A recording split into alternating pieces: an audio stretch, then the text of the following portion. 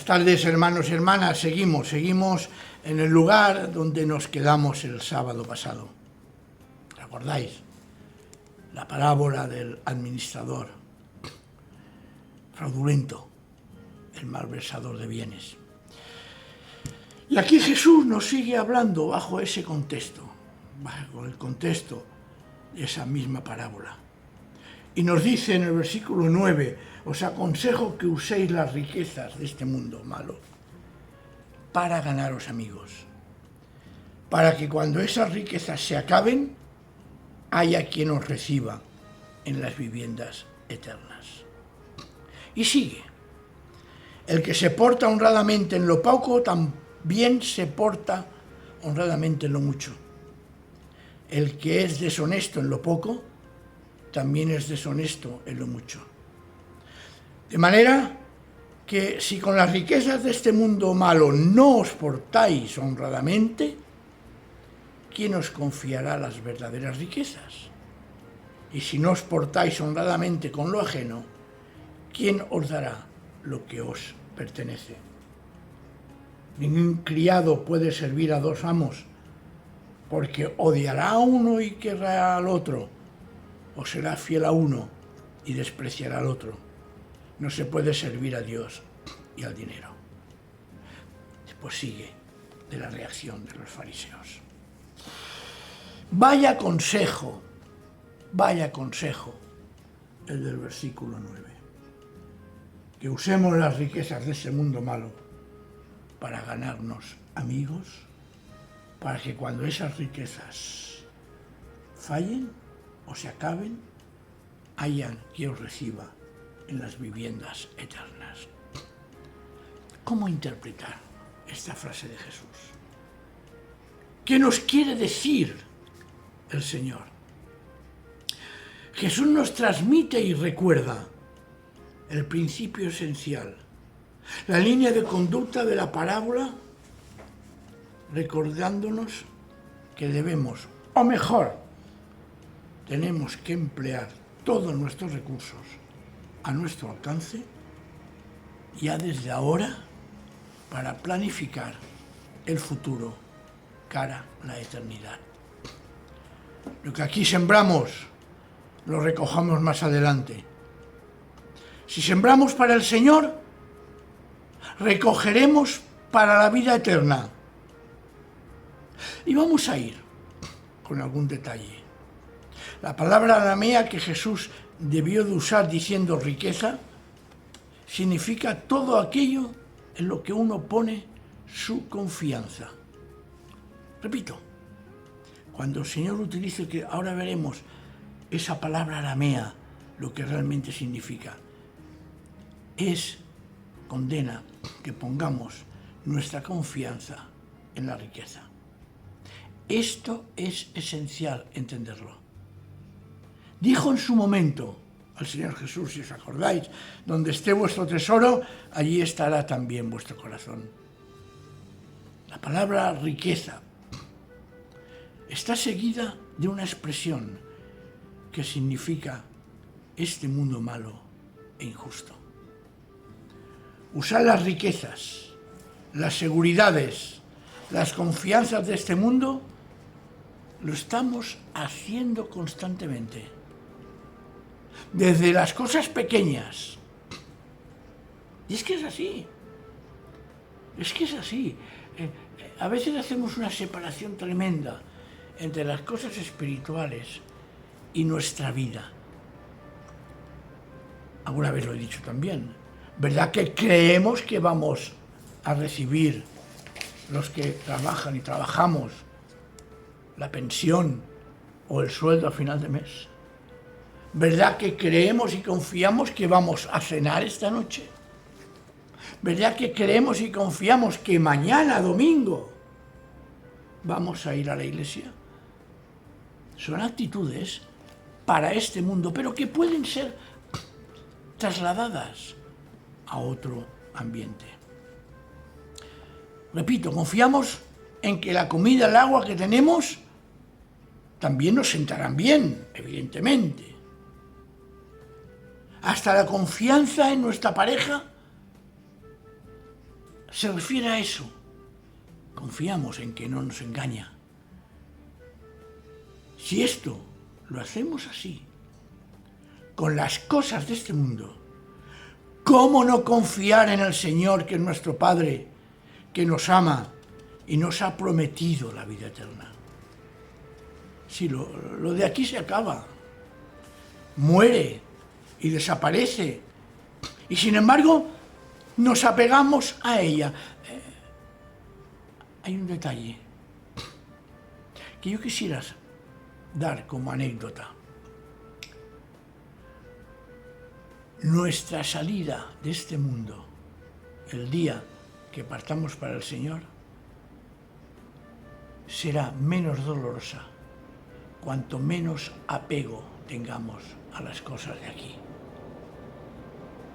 Fijaos, qué cosa tan extraordinaria. Si lo de aquí se acaba, repito, y muere, y desaparece, nos apegamos. Entonces, ¿por qué no nos apegamos más a las cosas del Dios eterno, que siempre nos acompaña? Si somos capaces de confiar en lo terreno, más deberíamos de ser capaces de confiar en lo que nos lleva a la vida eterna. Sí, debemos de invertir en las cosas del Señor con más deseo y entrega que en las cosas del mundo. Por eso Jesús sigue el versículo del 10 al 12, que lo hemos leído también, pero quiero hacerlo. El que se porta honradamente en lo poco, también se porta honradamente en lo mucho. Y sigue. Leedlo si tenéis la Biblia delante, que espero que sí, evidentemente. Esta enseñanza es extraordinaria y complementaria a lo que antes os he dicho. Porque si no puedes ser fiel en la administración de las cosas más pequeñas, no esperes que el Señor te confíe cosas más grandes, porque jamás lo administrarás bien. Hay quien llega y quiere servir, pero quiere servir ya directamente en algo que es vistoso, en algo que es grande, y no es capaz a veces de servir en esos pequeños detalles que van haciendo que el edificio del servicio se construya sólidamente. Hay quien quiere empezar la casa, como se dice, por el terrado, cuando la casa hay que empezar haciéndola desde el suelo con unos buenos cimientos.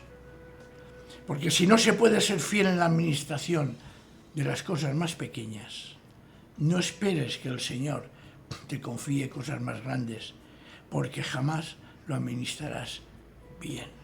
Hay cosas en nuestra vida que a veces, porque pensamos que no tienen importancia, no las hacemos. Se me encarga esto, se me encarga lo otro, se me dice esto, se me dice el otro. Sí, lo haré. Y son cosas que a lo mejor solo requieren un pequeño esfuerzo para alcanzar a hacerlo. Claro, después no venga esa persona, hermanos, yo quiero servir en algo más elevado, más importante. ¿Cómo vas a hacerlo si en las cosas pequeñas no has sido capaz de hacerlo? Si no somos fieles al Señor en las cosas pequeñas, nunca, porque es que aquí la afirmación es tremenda, nunca lo seremos en las cosas grandes. Es curioso porque no dice, mira, si alguno en lo pequeño no es fiel, es posible que tampoco lo sea. No, la Escritura es afirmativa. Es afirmativa. El que se porta honradamente en lo poco, también se porta honradamente en lo mucho. Y el que es deshonesto en lo poco, también es deshonesto en lo mucho. ¿Os habéis fijado? No es una hipótesis, no es una pregunta, no, está afirmando el Señor. Una persona que no es fiel en las cosas pequeñas que se le piden, sinceramente, no lo será en las cosas de mayor envergadura que se le puede pedir. Por lo tanto, las preguntas son directas esta tarde. ¿Cómo es nuestra fidelidad al Señor? ¿Fallamos en las cosas pequeñas? Me diréis, pastor, otra vez con lo mismo. Sí, oye, lo digo a quien esté detrás de la pantalla. Vayas a la iglesia que vayas. Es igual. Es igual. Si crees en el Señor, no te debe de costar nada ser puntual a la hora del culto. Porque si no eres puntual a la hora del culto, ¿cómo se te va a dar más responsabilidades? Entrega algo que se nos pida para servir al Señor.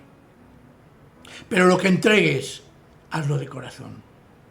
Sinceramente os lo digo, como pastor, repito, no me fío de alguien que desea un servicio importante en la congregación, pero que descuida las cosas pequeñas en ella.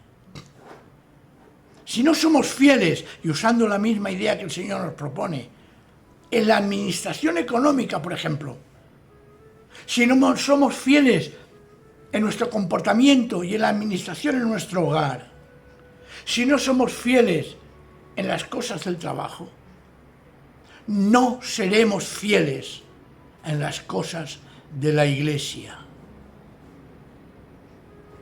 Muchos diréis, pastor, son palabras duras. Bueno, pero yo no puedo negar de afirmar esto. Si no somos fieles en la educación cristiana de nuestros hijos, no lo seremos ni con los demás y seguramente ni con nosotros mismos. Es cuestión, hermanos y hermanas, de gestionar bien para que el Señor nos ponga a administrar su casa. Hoy quiero cortar aquí, porque deseo detenerme aquí, porque es un tema muy, muy importante que nos enseña el Señor.